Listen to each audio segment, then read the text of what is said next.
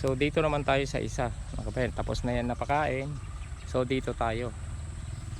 Ito naman ang kwan niya, yung tinanggal namin ditong isda noon na maliliit, dinagay ko lahat dito. Ayan, binabatang-tang ko sila, andyan na sila. Yun na ng pagkain. Ayan, papakainin din natin sila.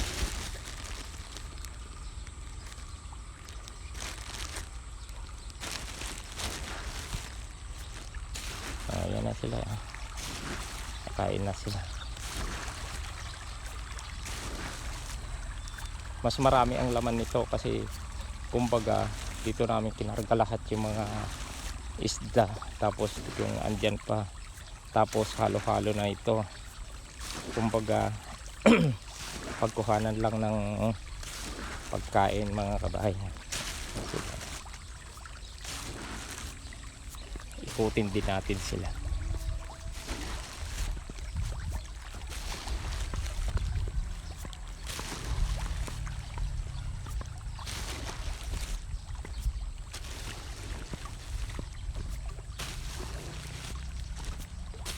Hindi ko rin tinatanggal yung upuan, yung mga kangkong dyan, dahil kakainin pa nila yung mga kwan niya, yung mga ugat-ugat niya.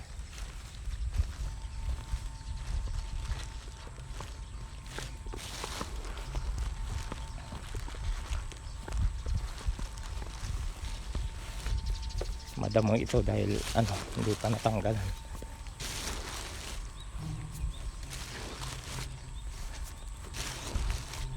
Ito may hito, may dalag, halo-halo na sila dyan. Kasi pagkuhanan lang ng pagkain mga kabayan. Kung gusto mong mag-ulam ng gulay, mamingwit ka lang dito, may ulam ka na pang sahog. Kaya ganun ang purpose niya ito. Papakainin ko lang sila para mabilis naman silang lumaki. Andyan na sila.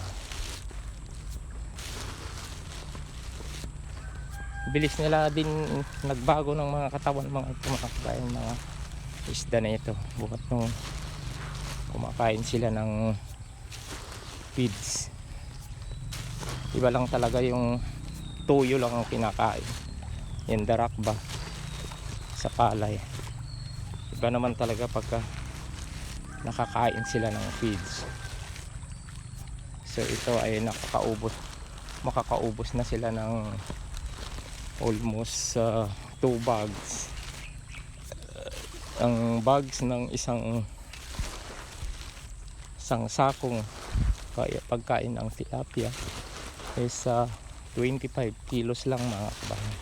So almost 50 kilos na ang nakain mga ito.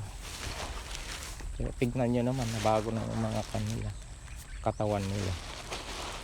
Bilis din nilang lumaki. Ito naman ang kalawak niya. Maluwang din to mga kabayan.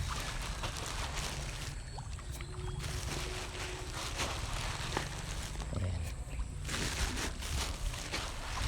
Tatakaw nila mga kabayan.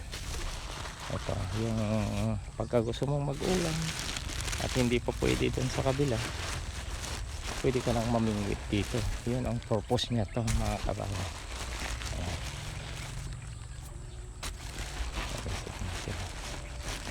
So pinapakain ko lang dito mga kabayan, lang